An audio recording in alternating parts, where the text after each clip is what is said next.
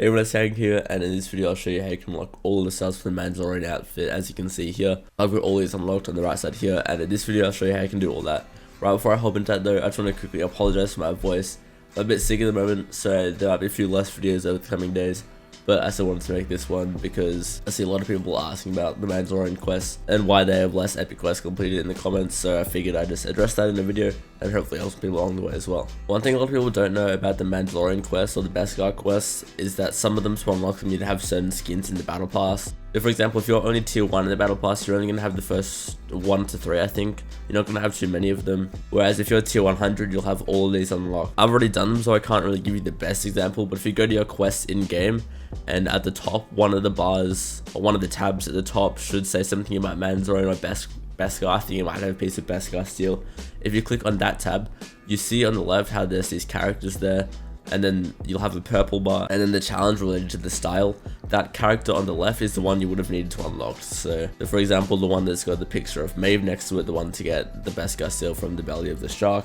To unlock that challenge, you're going to have to be tier 41. So now that's been cleared up and you understand how you actually get these challenges, let's move on to how you can actually complete them. So the first challenge is going to be to visit the Razor Crest.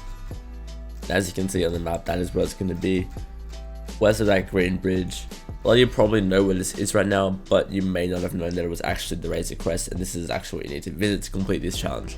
So completing this challenge will give you the first piece of armor for the Mandalorian, which is obviously going to be the right armor piece. The next challenge is to earn weapon specialist accolades. What this means is basically just to do really well with a certain weapon in each match.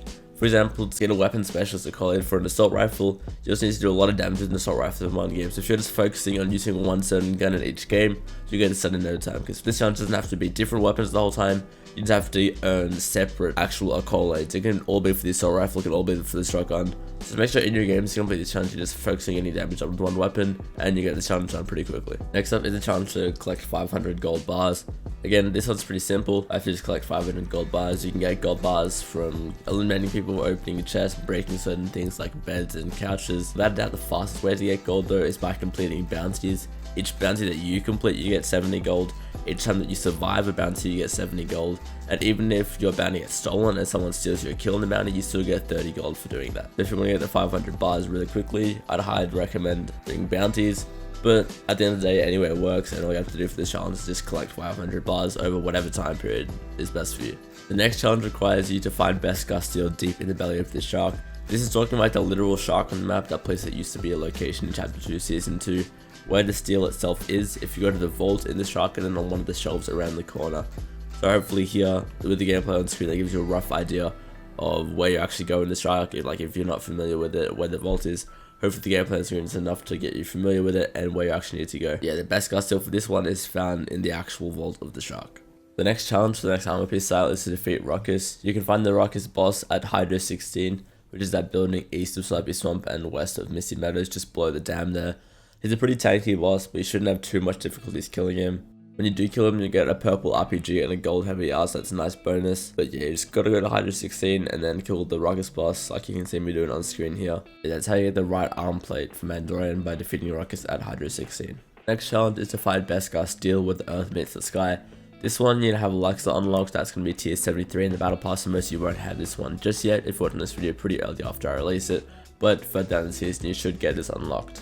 Beskar steel on this challenge is going to be found on that massive mountain on the south portion of the map. Once again, you can see me doing it in the background here.